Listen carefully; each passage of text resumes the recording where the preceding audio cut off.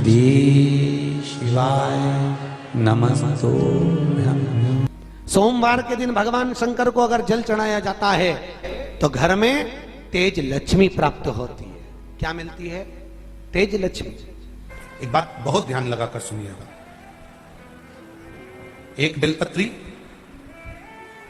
और उस बेलपत्री में एक चंदन की बिंदी और एक अक्षत का दाना मात्र रखकर भी अगर शिवालय पर चढ़ा दी जाती है, एक बेलपत्री, एक चंदन का बिंदी, और चंदन फिर निवेदन करेंगे आज के जमाने में तुम लोग सब घिसा घिसाया पड़ा पड़ाया डब्बी का सामान ले लेकर, वो नहीं, चंदन की मुठ्ठियां रखो, थोड़ा सा भी घिसो, जरा सा भी घिसो, उसकी एक बिंदी और एक चावल का दाना। जब हम भगवान देवादिदेव महादेव को समर्पित करते हैं, अपनी कामना कर समर्पित करते हैं, तो निश्चितता है कि आपने व्रत करा ना करा, आपने उद्यापन करा ना करा, आपने अनुष्ठान करा ना करा, शिव महापुराण की कथा कहती है शंकर भगवान उसका फल शीघ्र प्रदान कर देते हैं। भले आपने कुछ करा ना करा, उसका फल तुम्हें मिल जाए।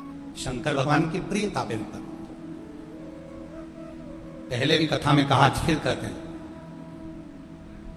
जिस व्यक्ति के जीवन में धन, संपदा, वैभव, सत्ता, लक्ष्मी की थोड़ी भी कमी दिखती हो, उसको बेलपत्री के वृक्ष का पूजन चालू कर देना चाहिए। सोमवार के दिन बेलपत्र वृक्ष के नीचे जल चढ़ाकर, जल का सिंचन कर कर, उसी बेलपत्र के नीचे शाम के समय पर संध्या काल में, प्रदोष काल में भगवान देवादिदेव महादेव गौरी शंकर का स्मरण करो। बेलपत्र की जड़ की और बेलपत्र की तना की और बेलपत्र के वृक्ष की ओर तुम्हारा मुख हो। कोई आसन नहीं, कोई आसन नहीं, केवल बेलपत्र के वृक्ष की ओर तुम्हारा मुख हो। जहां बेलपत्री का वृक्ष है उसके नीचे बैठकर, उसकी छाया में, उसकी ओट में पंचाक्षर मंत्र नमः शिवाय, या फिर षडाक्षर मंत्र ओम नमः शिवाय, या फिर श्री शिवाय नमस्तुभ्यम का स्मरण कर कर अपने हृदय की बात गौरी शंकर से, महादेव से कहे। शिव महापुराण की कथा कहती है 7 दिनों में एक दिन सोमवार का ऐसा होता है जिस दिन 33 कोटि देवी देवता बेलपत्री के वृक्ष के नीचे बैठकर भगवान शंकर और पार्वती का स्मरण करते हैं और शिव पार्वती उनकी झोलियां खुशियों से भरते हैं। देवता भी जिनका भजन कर रहा है वो बेलपत्री के वृक्ष के नीचे।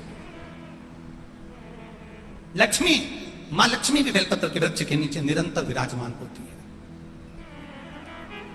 और आप लोगों से एक निवेदन और करना चाहेंगे, ये मनुष्य का शरीर जब तक रहे, ये मानव की देह जब तक रहे, जिंदगी में एक बेलपत्री का वृक्ष अपने रहते रहते कहीं पर भी लगाना, उसको बड़ा करना, उसको बड़ा कर कर जैसे अपने बच्चे को बड़ा करते हो ऐसे लगाकर बड़ा कर कर महादेव से कहना कि मैंने अपनी जिंदगी में, मैं मर भी जाऊं, मेरे प्राण छूट भी जाएं, मेरे जाने के बाद मेरे घर के लोग एक लोटा जल चढ़ाएं ना चढ़ाएं, बेलपत्री चढ़ाएं ना चढ़ाएं, और ये वृक्ष मैंने बेलपत्री का लगा दिया, अगर मैं मर भी गई तो मेरे मरने के बाद भी मेरे हाथ की बेलपत्र महादेव को चढ़ती रहेगी, महादेव को प्राप्त होती रहेगी। लगाओ, एक बेलपत्री के पौधे को छोटे से बड़ा करो, बड़े से बड़ा करो, बड़े से बड़ा करो, और बड़ा करने के बाद उसको कहीं तुम्हारी मर्जी पड़े जहां, उस बेलपत्री के वृक्ष को लगाओ।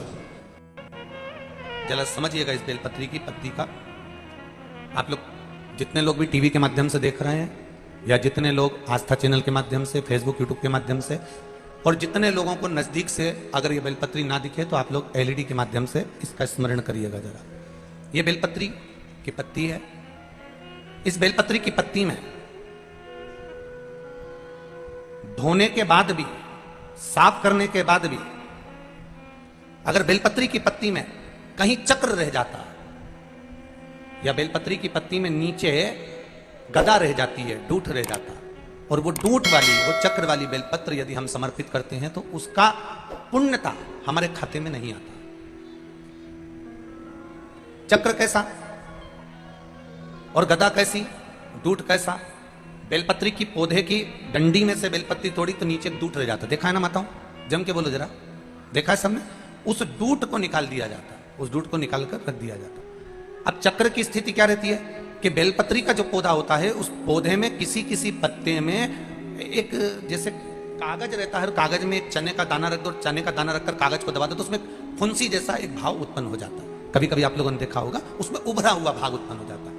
जिस बेलपत्री के पत्ते में कहीं उभरा हुआ सा भाग अगर नजर आता है, जैसे दाने जैसा अगर नजर आता है, या बेलपत्री का पत्ता नीचे से एक बिंदु जैसा उचक कर सामने आ जाता है, तो वो चक्र माना जाता है, वो बेलपत्री शिव को समर्पित नहीं करी जाती। और यहां तक शिव महापुराण की कथा कर रही है, अगर आपके पास में नूतन कोई बेलपत्र नहीं है, आप किसी जगह से बेलपत्र लेकर नहीं आए हो, बेलपत्र आपकी थाली में नहीं है, पूजन की थाली में नहीं है, शिव महापुराण यहां तक कहती है कि शंकर भगवान पर चढ़ी हुई बेलपत्र उठाओ, उसको धो और वापिस उसको हाथ में लेकर देवादिदेव महादेव से अपने हृदय की बात कहकर वो बेलपत्र वापिस शिव जी को समर्पित कर दो। शिव उसको स्वीकार कर ले, शंकर उसको स्वीकार कर ले। खाली ना जाता कोई,